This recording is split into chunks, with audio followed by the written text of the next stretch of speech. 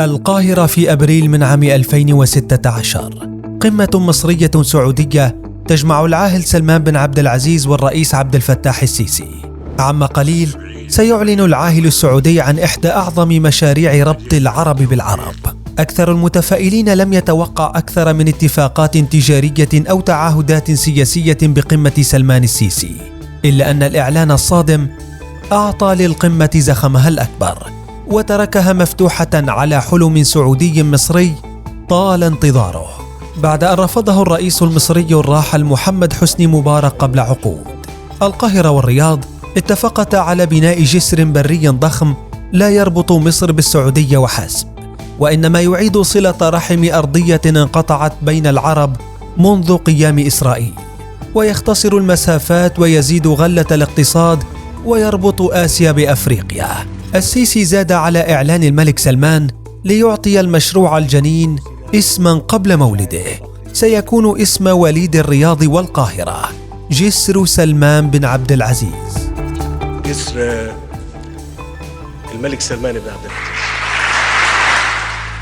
وأهدافه مضاعفة التبادل التجاري وتأمين انتقال المسافرين بسلاسة، واختصار وقت السفر بين البلدين من 3 أيام إلى 20 دقيقة فقط. كما سيكون الجسر بديلا للعبارات التي تعمل حاليا وتجنب كوارثها، إضافة إلى عبور مئات آلاف من السياح والحجاج والمعتمرين في مواسم الحج كل عام، خاصة من المغرب العربي والدول المجاورة من أفريقيا.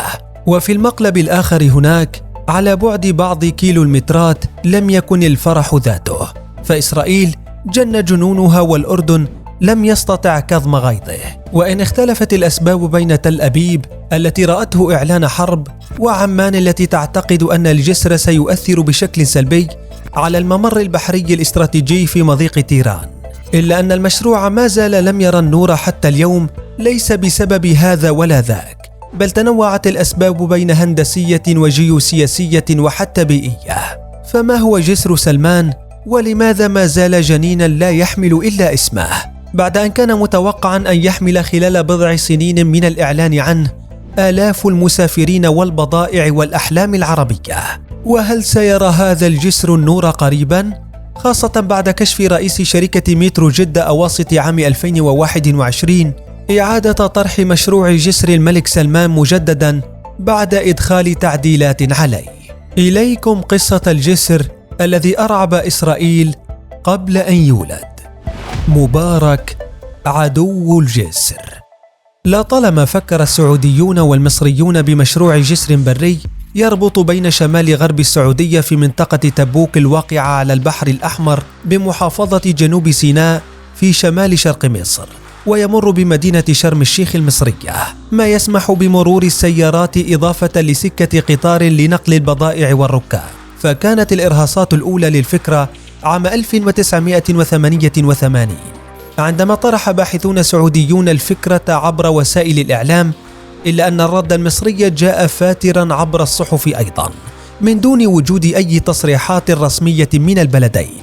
ومع غرق عبارة السلام في فبراير من عام 2006 طفت الفكرة على سطح البحر الأحمر مجددا، لكن الرفض كان شديدا من الرئيس المصري حينها حسني مبارك، بموجب مبررات سياحية بحتة تقوم على أن الضجيج والتلوث الناتج عن الجسر سيؤثر على السياحة في شرم الشيخ، بظل أرقام كانت تفيد حينها أن عدد السياح الأجانب إلى مصر تجاوز 9 ملايين سائح سنويا، بدخل زاد على 7.5 مليار دولار سنويا.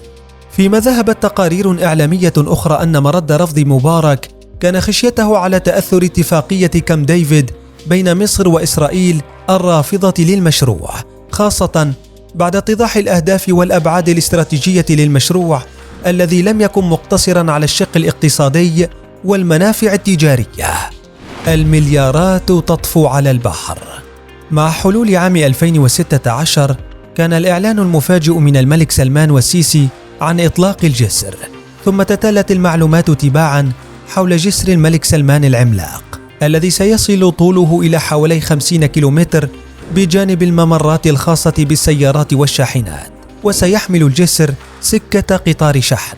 ما سيجعل حجم التجارة السنوي المتوقع من الجسر حوالي 200 مليار دولار سنويا، بظل تقديرات أن يستغرق بناؤه حوالي 7 أعوام بتمويل سعودي قد يتجاوز 5 مليارات دولار، على أن تكون الأيدي العاملة كلها من مصر، ما يوفر عشرات آلاف الوظائف، بينما تشارك بتنفيذ أعمال الإنشاءات شركات سعودية ومصرية ودولية. خطوط سير الجسر وضعت وفق 3 رؤى. السيناريو الأول أن يمر من منطقة تبوك إلى جزيرة صنافير، ثم جزيرة تيران، قبل الوصول إلى منطقة النبق أقرب نقطة في سيناء. أما السيناريو الثاني فيستثني صنافير، بحيث يمر مباشرة من تبوك إلى جزيرة تيران ثم إلى شرم الشيخ، بينما يتضمن السيناريو الثالث لجسر سلمان حفر نفق إلى سيناء، بما لا يؤثر على الملاحة وخروج ودخول السفن الفلسطينية والأردنية، بعد أن يمر الجسر من منطقة تبوك إلى جزيرة صنافير ثم تيران. وفي أي سيناريو مقترح للجسر هناك حقائق جغرافية واقتصادية، بأن شرم الشيخ المصرية سترتبط بتبوك السعودية، ما يقلل وقت السفر بين البلدين إلى نحو 20 دقيقة، كما أن العوائد الاقتصادية ستكون بالمليارات جراء ارتفاع التبادل التجاري من خلال عبور القطارات والشاحنات، فيما يزيد عائد عبور النفط فقط من خلال الجسر عن 3 مليارات دولار سنويا. عراقيل الجسر.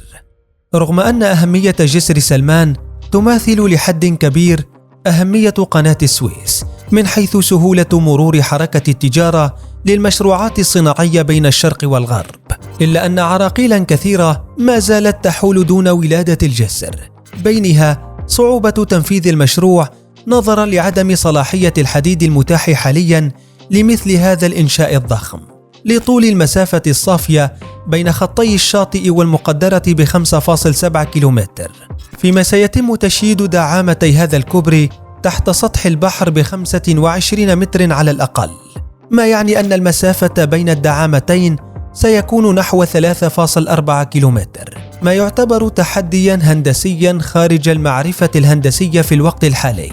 كما أن ارتفاع الكوبري على 75 مترا فوق سطح البحر بهدف السماح للسفن بالإبحار تحته سيجعل ارتفاع الدعامتين يصل إلى أرقام لا يمكن تنفيذها، إضافة لحالات الطقس السيء التي تصيب هذه المنطقة في أوقات من السنة. كما يرى خبراء أن الجسر سيؤثر سلبا على ثروة البحر الأحمر من الشعب المرجانية في هذه المساحة، ما حدا بجهات هندسية ومكاتب خبرة طرح فكرة مشروع جديد تتركز على إنشاء نفقين أسفل خليج العقبة للربط بين البلدين عند منطقة شرم الشيخ في مصر وغرب تبوك بالسعودية عبر جزيرة تيران، نظرا للصعوبة الفنية في تنفيذ الجسر بالمنطقة، وهو ما أراح إسرائيل التي اعتبرت عزم مصر والسعودية تنفيذ الجسر إعلان حرب. فجسر سلمان الذي يعتبر قبلة الحياة لاقتصاد مصر والسعودية ما هو إلا خطر وتهديد استراتيجي مباشر لإسرائيل، على اعتبار أن هذا الجسر سيعلو فوق مضيق تيران بعشرات الأمتار، وقد تضع فوقه صواريخ ووسائل قتالية تؤدي إلى إغلاق المضيق، رغم التطمينات المصرية والسعودية بضمان حرية الملاحة. وأنت برأيك، هل سيأتي يوم ترتبط فيه مصر والسعودية بجسر سلمان بعد إيجاد الحلول الهندسية؟ أم أن إسرائيل لن تسمح بمثل هذا الارتباط بعد أن قطعت الوصل البري بين البلدين منذ عقود؟